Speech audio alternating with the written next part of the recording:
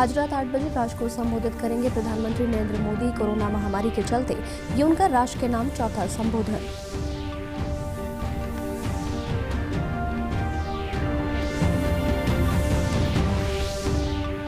अंतर्राष्ट्रीय नर्स दिवस पर प्रधानमंत्री नरेंद्र मोदी ने ट्वीट के माध्यम से नर्सों को दी शुभकामनाएं। मुख्यमंत्री मनोहर लाल ने भी उन्हें बधाई देते हुए कहा, स्वस्थ और खुशहाल समाज बनाने में नर्सों का खास योगदान।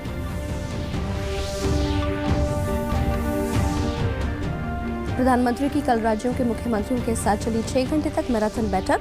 15 मई तक सभी मुख्यमंत्रियों को अपने राज्यों में पूर्णबंदी के बारे में विचार अवगत कराने को कहा।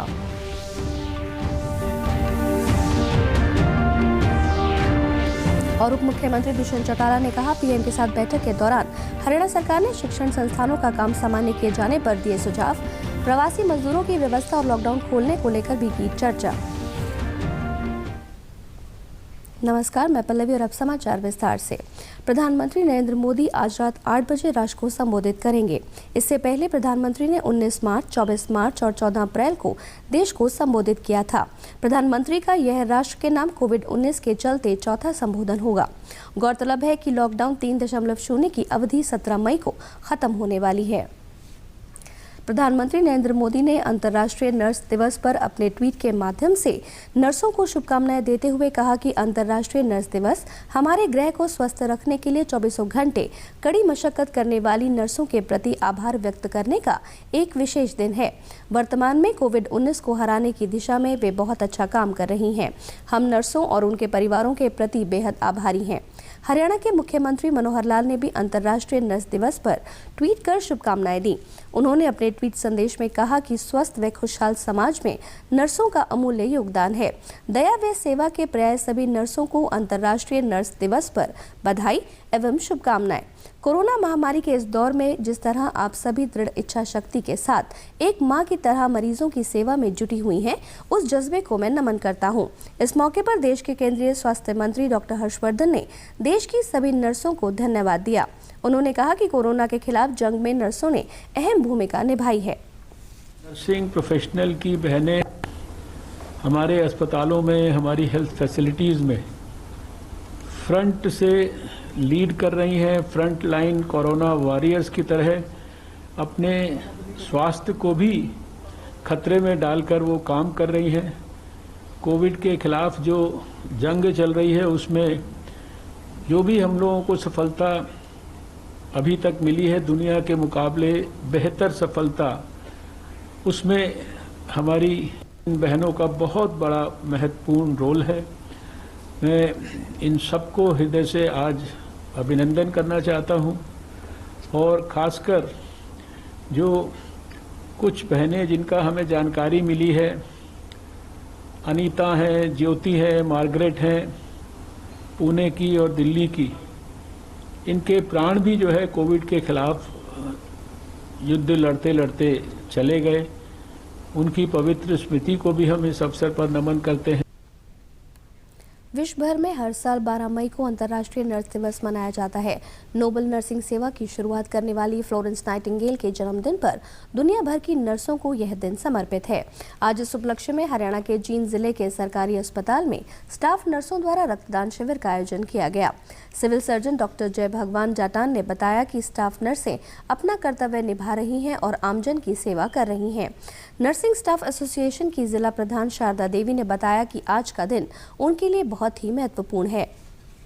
1820 में हुआ था, तो वो जो है मॉडर्न नर्सिंग की फाउंडर मानी जाती हैं और उन्होंने जो एसेप्सिस और हाइजीन का कंसेप्ट दिया था, तो वो उसके उपलक्ष्य में आज यहाँ जो सिविल हॉस्पिटल की स्टाफ नर्स और जिले की जितनी भी स्टाफ नर्स है, उन्होंने एक ब्लड डोनेशन कैंप का आयोजन किया है, जिसमें स्टाफ नर्सें अभी ब्लड दे रही हैं, यहाँ पे डोनेट कर रही हैं। नाइटिंगेल है वो हमारे लिए एक वो आइडियल है भी। हम उनके लिए याद करते हैं कि जो उन्होंने काम किया, हम उनके पद चिन्हों पर चले। इसके लिए इस बार ना कोरोना को देखते हुए भी हमारे यहाँ ब्लड की कमी ना हो, इसलिए हमने ब्लड डोनेशन कैंप लगाया, पूरे हरियाणा में लगाया।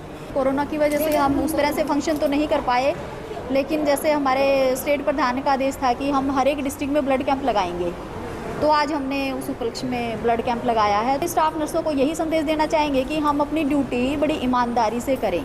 कोई पेशेंट हमारे पास आता है, चाहे वो कोरोना से इन्फेक्टेड है चाहे सिंपल पेशेंट है, उसके प्रति बड़ी सहानुभूति दिखाएं और उसको अच्छे से अटेंड करें। 6 मई से शुरू होकर 12 मई तक होता है हमारा, 12 मई को समाप्त होता है हमारा। और हमने इसमें उपलक्ष्य में, क्योंकि कोविड को देखते हुए एक ब्लड कैंप लगाया है, जिसको हमें भी थोड़ा डिस्टेंस भी मेंटेन करते हुए और अपनी स्टाफ नर्सों को हम उनका हौसला बढ़ाते हुए। प्रधानमंत्री नरेंद्र मोदी ने कल राज्यों के मुख्यमंत्रियों के साथ वीडियो कॉन्फ्रेंसिंग के जरिए संवाद किया। प्रधानमंत्री की मुख्यमंत्रियों के साथ ये 5वीं बैठक थी। बैठक 6 घंटे तक चली। बैठक में कोरोना वायरस से जुड़े विभिन्न पहलुओं पर चर्चा की गई। प्रधानमंत्री ने कोविड-19 के संक्रमण को फैलने से रोकने, लॉकडाउन में चरणबद्ध तरीके से बाहर निकलने और आर्थिक गतिविधियां तेज करने के उपायों पर मुख्यमंत्रियों से बातचीत की। पीएम ने कहा कि इस वक्त हमारा फोकस इस बात पर होना चाहिए कि संक्रमण शहरों से गांव तक ना फैले। प्रधानमंत्री ने कहा कि कोविड-19 के बाद की दुनिया एकदम बदल गई है। हमें उसके मुताबिक सोचना और काम करना होगा। व्यक्ति से लेकर मानवता तक जीवन का नया तरीका जन से लेकर जग तक के सिद्धांत पर आधारित होगा। एक नई दुनिया के लिए तैयारी करने के लिए अपील करते हुए प्रधानमंत्री ने कहा कि विभिन्न अवसरों पर कोविड-19 की चुनौती से निपटने के लिए राज्यों और केंद्र के बीच समन्वय की जरूरत है। प्रधानमंत्री ने कहा कि हमारे सामने 2 चुनौतियां हैं। एक तरफ रोग की संक्रमण दर को कम करना, तो दूसरी ओर सभी दिशा निर्देशों का पालन करते हुए धीरे धीरे सार्वजनिक गतिविधियों को बढ़ावा देना। प्रधानमंत्री ने ये भी कहा कि ग्रामीण इलाकों में कोविड-19 के प्रसार को रोकने की कोशिश पर जोर होना चाहिए। कोविड-19 के बाद दुनिया का स्वरूप बदल रहा है। प्रधानमंत्री ने मुख्यमंत्रियों से 15 मई तक अपने राज्यों में पूर्णबंदी के बारे में विचार अवगत कराने को कहा। कल प्रधानमंत्री नरेंद्र मोदी ने कोरोना महामारी से निपटने के लिए 5वीं बार राज्यों के मुख्यमंत्रियों के साथ वीडियो कॉन्फ्रेंसिंग के माध्यम से बैठक की। बैठक में हरियाणा की तरफ से रखे गए पक्ष के बारे में जानकारी देते हुए प्रदेश के उप मुख्यमंत्री दुष्यंत चौटाला ने कहा कि हरियाणा सरकार ने शिक्षण संस्थानों का काम सामान्य किए जाने पर सुझाव दिए हैं। उन्होंने बताया कि प्रवासी मजदूरों की व्यवस्था पर विचार विमर्श किया गया और साथ ही लॉकडाउन खोलने को लेकर भी चर्चा की गई। उप मुख्यमंत्री ने बताया कि प्रधानमंत्री ने 15 मई तक देश के विभिन्न राज्यों से लिखित में कोरोना महामारी से निपटने को लेकर जानकारी मांगी है, जिस पर केंद्र सरकार द्वारा 15 से 17 मई तक समीक्षा करने के बाद नए दिशा निर्देश जारी किए जाएंगे। ये बात मुख्यमंत्री द्वारा रखी गई कि एक तो कैसे एजुकेशन सिस्टम को बैक टू लाइफ लाया जाए, कैसे जो लेबर मूवमेंट है खास तौर पर इंडस्ट्रियल सेक्टर की, उसको रोका जाए। जो एक बड़ी मूवमेंट की बात आ रही है रोजाना जिंदगी की, उसको ट्रैक पे लाया जाए। लॉकडाउन को कैसे लिफ्ट किया जाए, इसके ऊपर अलग अलग विचार आए। कितने लंबे समय के अंदर बैक टू नॉर्मलसी लाइफ में लाई जाएगी, उसके ऊपर चर्चा हुई। और प्रधानमंत्री ने प्रत्येक प्रदेश से आग्रह किया है कि 15 तारीख तक लॉकडाउन में क्या ढील दी जाए, कैसे उसको फेस्ड मैनर में हटाया जाए, उसके ऊपर अपने विचार लिखित तौर पर एक प्लान के साथ भिजवाने का काम करें, जिससे आगामी दिनों की जो मूवमेंट होगी वो 15 तारीख और 17 तारीख के बीच में केंद्र सरकार प्लान करे। वंदे भारत मिशन का दूसरा चरण 16 मई से 22 मई तक चलेगा। इस चरण में 31 राष्ट्रों में फंसे हुए भारतीयों को एयर इंडिया के विमानों के द्वारा स्वदेश वापस लाया जाएगा। मुख्य अंतर्राष्ट्रीय शहरों के अलावा 149 फीडर उड़ानों के जरिए छोटे शहरों में फंसे भारतीयों को लाने की व्यवस्था की जाएगी। कोरोना महामारी के कारण प्रदेश में फंसे प्रवासी मजदूरों को फरीदाबाद से वापस अपने गृह निवास भेजा जा रहा है। आज एक train old Faridabad railway station से रवाना की गई। जिला प्रशासन द्वारा हरियाणा रोडवेज की बसों द्वारा भी सभी प्रवासी श्रमिकों को वापस भेजा जा रहा है। आज 2 बसें फरीदाबाद से ग्वालियर के लिए रवाना की गई। सभी श्रमिकों की थर्मल स्क्रीनिंग करने के बाद रोडवेज बसों से रवाना किया गया। प्रवासी मजदूरों ने कहा कि उन्हें सरकार के द्वारा निःशुल्क भेजा जा रहा है। घर वापसी पर श्रमिक काफी खुश नजर आए। निवास पे जो है पहुंच जाएंगे। और दूसरी सबसे बड़ी बात यह है कि हमसे कोई भी इसका शुल्क नहीं लिया गया, ये बिल्कुल निःशुल्क है, जिसकी वजह से हम जल्दी से अपने परिवार के पास पहुंच जाएंगे। कोरोना जैसी वैश्विक महामारी में जहां लोग इधर उधर फंसे हुए हैं, उसमें सरकार ने हमें बहुत अच्छी सुविधा दी है और हम इसे सराहते हैं। सरकार ने बहुत अच्छी करा है। पहले हम पैदल जाने की सोच रहे थे कि हम पैदल जाएँ, जल्दी जल्दी मिल जाएँ, पर ऐसा नहीं हो पाया। सरकार ने बहुत अच्छी सुविधा दी है और हमारे रजिस्टर करके जिसके द्वारा उन्होंने बस चालू कर दिया, जिसके द्वारा हम अपने गांव जल्दी जल्दी पहुंच सकेंगे और अपने परिवार से मिल लेंगे। गुरुग्राम पुलिस कंट्रोल रूम में सब इंस्पेक्टर सतपाल सिंह ने प्रदेश में कोरोना महामारी के कारण लागू लॉकडाउन पर गाने के माध्यम से लोगों को जागरूक करने का प्रयास किया है। उन्होंने लोगों से अपील की है कि कोरोना महामारी से निपटने के लिए सरकार द्वारा जारी दिशा निर्देशों का पालन किया जाए। उन्होंने कोरोना योद्धाओं की सराहना करते हुए कहा कि अग्रिम पंक्ति में लड़ रहे योद्धाओं का सम्मान करें जो दिन रात हमारी सुरक्षा में लगे हुए हैं। सतपाल सिंह ने कहा कि उनका गाना बनाने का मकसद लोगों को कोरोना महामारी के खिलाफ जागरूक करना है। ये गाना लोगों को काफी पसंद आ रहा है और सोशल मीडिया पर शेयर हो रहा है। मोदी जी ने जब आदेश दिया था कि भाई पुलिस, डॉक्टर और सफाई कर्मचारियों का घंटी बजाकर, ताली बजाकर उनका हौसला बजाई करें, उसी से प्रेरित होकर के मैंने ये गाना लिखा और गाया। हमारे देश के वीर जवान सिपाही जो बॉर्डर पे, सड़कों पे, अस्पतालों में डॉक्टर साहब जो सेवा दे रहे हैं, उनका हौसला बजाई, प्रोत्साहित करने के लिए ये गाना लिखा। कोविड-19 के संक्रमण को रोकने के लिए सरकार द्वारा जारी दिशा निर्देशों के अनुसार हर व्यक्ति को मास्क पहनना अनिवार्य है। ऐसे में रोहतक की स्वयं सहायता समूह से जुड़ी महिलाओं ने नई राह दिखाई है।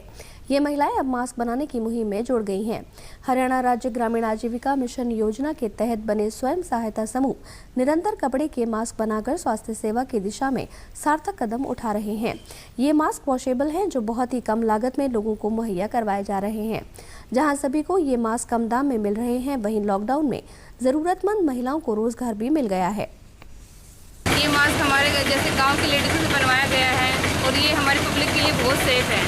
इसको हम वॉश भी कर सकते हैं बार-बार और हम यूज़ भी कर सकते हैं। कोरोना का मामला चल रहा है तो ये सबसे ज़्यादा ज़रूरी ये मास्क और ये सैनिटाइज़र ही है। जो बाज़ार में अगर हम लोग लेने जाते हैं तो सिंगल टाइम यूज़ है, उसके बाद यूज़ नहीं होता। ये भी हमने घर बनाया था, इसमें मेहनत बहुत लगती है, पर ये देखा है तो बहुत नॉमिनल से प्राइस पे ये लोग दे रहे हैं। बड़ा अच्छा वर्कआउट है, तो इसलिए मैं यहाँ रुका और मैंने इसको परचेज किया है। हमारे स्वयं सहायता समूह की बहनों ने अलग अलग विभागों में अभी तक 60,000 से ज़्यादा मास्क उपलब्ध करवाए हैं, जिसमें बैंक भी हैं, सामाजिक संस्थाएं भी हैं और नरेगा की स्कीम के तहत भी उन्होंने 5,000 मास्क उपलब्ध। केंद्र सरकार द्वारा चलाई गई प्रधानमंत्री किसान सम्मान निधि योजना किसानों के लिए काफी मददगार सिद्ध हो रही है। इस योजना के तहत सरकार किसानों को सालाना 6,000 रुपए दे रही है, जिसमें 2-2 हजार रुपए की पहली किश्त किसानों के बैंक खातों में भेज दी गई है। यमुनानगर के किसानों ने सरकार के प्रति आभार व्यक्त करते हुए कहा कि उनके बैंक खातों में धनराशि आने से उन्हें खाद, बीज और दवाइयाँ लेने में मदद मिल रही है।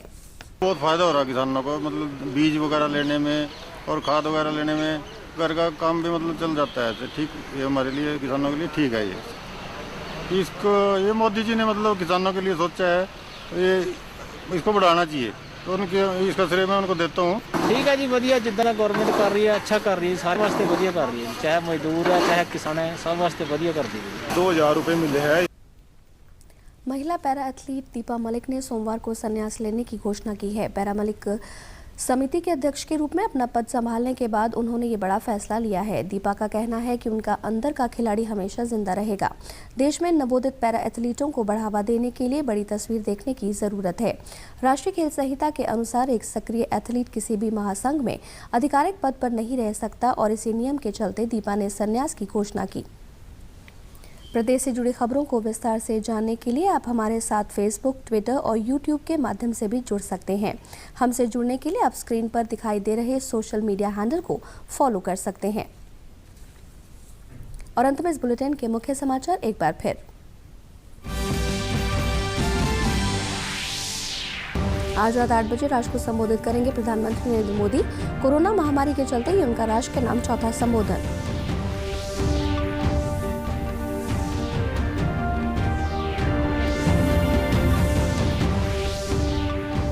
अंतर्राष्ट्रीय नर्स दिवस पर प्रधानमंत्री नरेंद्र मोदी ने ट्वीट के माध्यम से नर्सों को दी शुभकामनाएं। मुख्यमंत्री मनोहर लाल ने भी उन्हें बधाई देते हुए कहा, स्वस्थ और खुशहाल समाज बनाने में नर्सों का खास योगदान।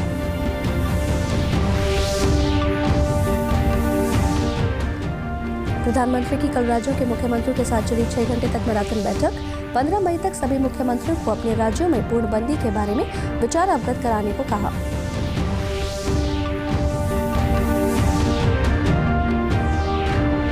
और उप मुख्यमंत्री दुष्यंत चौटाला ने कहा, पीएम के साथ बैठक के दौरान हरियाणा सरकार ने शिक्षण संस्थानों का काम सामान्य किए जाने पर दिए सुझाव। प्रवासी मजदूरों की व्यवस्था और लॉकडाउन खोलने को लेकर भी की चर्चा। समाचारों में आज बस इतना ही। नमस्कार।